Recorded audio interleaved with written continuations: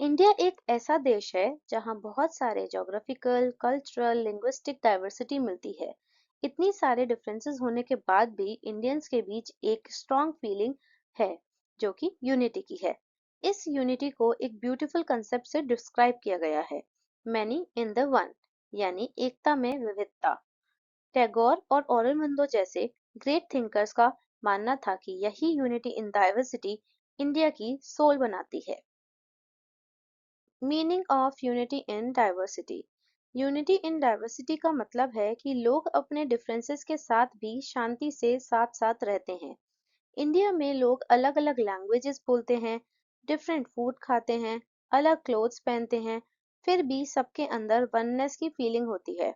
Diversity का मतलब होता है लाइफ, कल्चर और रिलीजन में डिफरेंसेस होना।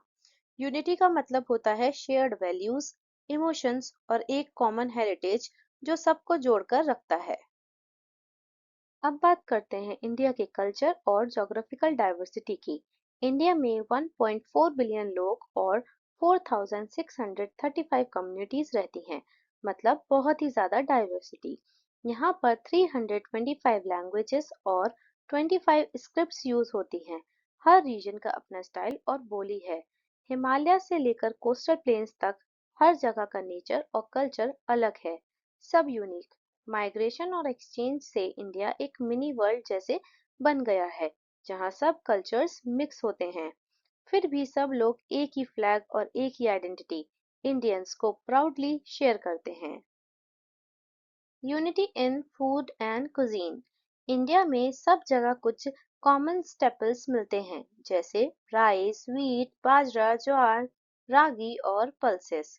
यानी खाना अलग हो सकता है पर बेस इंग्रेडिएंट्स काफी सिमिलर होते हैं। कॉमन स्पाइसेस जैसे हल्दी, जीरा, इलायची और अदरक पूरे देश में यूज होते हैं। सेम इंग्रेडिएंट्स से अलग अलग डिशेस बनती हैं, जैसे idli, dhokla, momo. Ingredient same, taste और स्टाइल अलग। यहाँ यूनिटी का मतलब है कॉमन स्टेपल्स और डाइवर्सिटी का मतलब है different regional recipe. Textile and clothing. Sari एक यूनिफाइंग सिंबल है, पूरी इंडिया में पहनी जाती है, बस स्टाइल और ड्रेपिंग हर रीजन में थोड़ा डिफरेंट होता है। इंडिया के फेमस सिल्क्स जैसे बनारसी, कांजीवरम, पैठानी, पटोला वर्ल्ड फेमस हैं। हर स्टेट का सिल्क अपनी पहचान रखता है।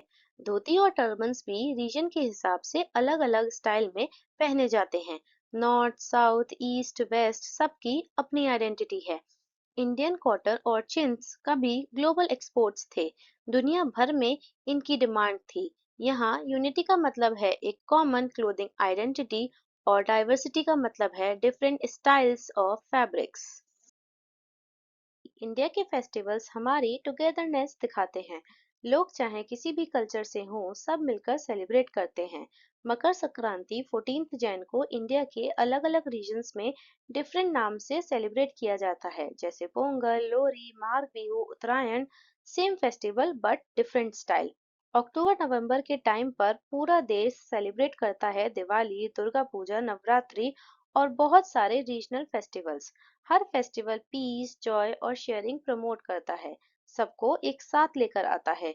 यहाँ यूनिटी का मतलब है सेलिब्रेशन ऑफ स्पिरिट्स और डाइवर्सिटी का मतलब है regional customs. Unity thoughts through literature and epics. Panchatantra, Ramayana और महाभारत जैसे एपिक्स पूरे इंडिया को यूनाइट करके रखते हैं। ये स्टोरीज हर रीजन में सुनाई जाती हैं। पंचतंत्र की 200 प्लस वर्जन्स हैं और 50 प्लस लैंग्वेजेस में मिलते हैं। Same story but different regional style. ये एपिक हमें मॉरल वैल्यूज, गुड बिहेवियर और यूनिटी की फीलिंग सिखाते हैं। यहाँ यूनिटी का मतलब है शेयर्ड विजडम और डाइवर्सिटी का मतलब है मैनी रीजनल वर्जन्स। अब बात करते हैं ट्राइबल और फोक वर्जन्स की। इंडिया की ट्राइब्स जैसे बिल्स, गोद और एरोला अपने ओरल वर्जन बनाती हैं एपिक्स की। यानी ये स्टोरीज बोलकर, गाकर या एक्ट कर कर पास की जाती हैं। इनकी स्टोरीज सॉन्ग्स, डांस और कार्विंग्स के थ्रू एक जनरेशन से दूसरी जनरेशन तक पहुंचती हैं। फॉर एग्जाम्पल, नीलगिरीज एरिया में एरोला ट्राइब ने 5 पांडव कार्विंग बनाई है, अपना लोकल वर्जन दिखाने के लिए। यहाँ यूनिटी का मतलब है शेयर्ड हेरिटेज और डाइवर्सिटी का मतलब है लोकल स्टोरी टेलिंग स्टाइल्स। चलिए जल्दी से चैप्टर की समरी कर लेते हैं।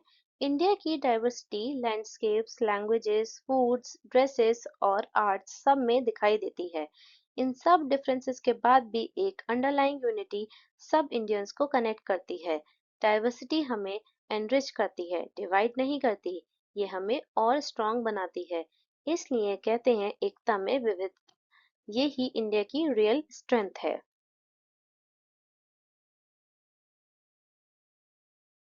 Thank you learners for watching this video. अगर आपको वीडियो अच्छी लगी हो तो लाइक, शेयर और सब्सक्राइब कर लीजिएगा और मुझे कमेंट सेक्शन में ज़रूर बताइएगा कि नेक्स्ट वीडियो आपको कौन से चैप्टर की चाहिए। Bye bye.